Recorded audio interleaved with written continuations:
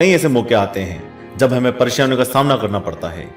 कई लोग तो जीवन में संघर्ष कर आगे निकल जाते हैं और कई अपने हालातों से हार मानकर खुद को जिंदगी के हवाले कर देते हैं। ऐसे में हमारी जिंदगी और हमारा खुद का कोई वजूद नहीं रहता। दुनिया उसी को सलाम करती है जो अपने कलाम खुद लिखते हैं। सिर्फ इंसान ही नहीं, कुदरत में हर प्राणी के साथ ऐसा होता है। तो आइए जानते हैं बाज के जीवन से जुड़ा आश्चर्यजनक किंतु एक ऐसा सत्य जो हम सबको प्रेरणा देगा। बाज लगभग 70 वर्ष जीता है, परंतु अपने जीवन के 40वें वर्ष में आते आते उसे एक महत्वपूर्ण निर्णय लेना पड़ता है। इस अवस्था में उसके शरीर के तीनों प्रमुख अंग बेअसर होने लगते हैं। पहला, पंजे लंबे और लचीले हो जाते हैं और शिकार पर पकड़ बनाने में कमजोर होने लगते हैं।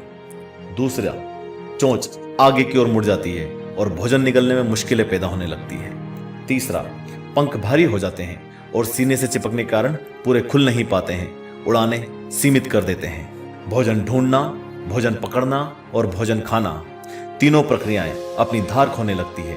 उसके पास 3 ही रास्ते बचते हैं, या तो शरीर छोड़ दे, या अपनी प्रवृत्ति छोड़ गिद्ध की तरह त्यागे हुए भोजन पर निर्भर हो जाए, या फिर स्वयं को फिर से स्थापित करे आकाश के साफ तौर से जाहिर बादशाह के रूप में। जहां पहले 2 रास्ते सरल और तुरंत समाधान देने वाले हैं, वहीं तीसरा अत्यंत पीड़ादायी और लंबा। बाज पीड़ा चुनता है और स्वयं को फिर से स्थापित करता है। वह किसी ऊंचे पहाड़ पर जाता है, एकांत में अपना घोंसला बनाता है और तब शुरू करता है पूरी प्रक्रिया। सबसे पहले वह अपनी चोंच चट्टान पर मार मार कर तोड़ देता है। अपनी चोंच तोड़ने से अधिक पीड़ादायक कुछ भी नहीं पक्षीराज के लिए। अब वह इंतजार करता है चोंच के फिर से उगाने की। उसके बाद वह अपने पंजे भी उसी प्रकार तोड़ देता है और इंतजार करता है पंजों के दोबारा उगाने का। नई चोंच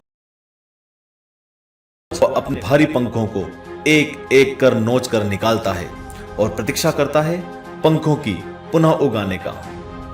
150 दिन की पीड़ा और इंतजार, और तब उसे मिलती है वही भव्य और ऊंची उड़ान, पहले जैसी नहीं। इस पुनर्स्थापना के बाद वह 30 साल और जीता है, ऊर्जा, सम्मान और गरिमा के साथ। आपने कई बार यह सुना होगा कि भगवान भी उसी मदद करते हैं जो अपनी मदद करता है। आज आपको इसकी मिसाल, जैसे बाज संघर्ष करता है 150 दिन तक और भगवान उसका संघर्ष बेकार नहीं जाने देते, उसको नई जिंदगी देकर। कुदरत हमें सिखाने बैठी है, पंजे पकड़ के प्रतीक है, चोंच सक्रियता की और पंख कल्पना को स्थापित करते हैं। इच्छा हालातों पर काबू रखने की, सक्रियता स्वयं के अस्तित्व की गरिमा बनाए रखने की, कल्पना जीवन में कुछ नयापन बनाए रखने की। इच्छा, सक्रियता और कल्पना तीनों के तीनों निर्बल पड़ने लगते हैं। हम में भी 40 तक आते आते हमारा व्यक्तित्व ही ढीला पड़ने लगता है। आधे जीवन में ही जीवन खत्म होने जैसा लगता है। उत्साह, आकांक्षा, ऊर्जा नीचे की ओर जाने लगती है। हमारे पास भी कई विकल्प होते हैं, कुछ सरल और तुरंत, कुछ पीड़ादायी।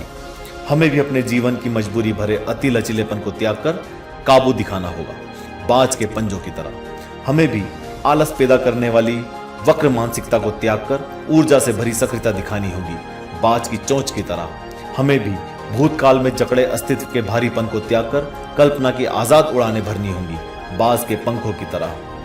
150 दिन ना सही तो 1 माह ही बिताया जाए स्वयं को दोबारा स्थापित करने में। जो शरीर और मन से चिपका हुआ है उसे तोड़ने और नोचने में पीड़ा तो होगी ही, बाज तब उड़ाने भरने को तैयार होंगे। इस बार उड़ाने और ऊंची होंगी, अनुभवी होंगी और अनंत की ओर जाएंगी। जीत तक जंग जारी रहेगी। इसी तरह के रोचक और दिलचस्प वीडियो देखने के लिए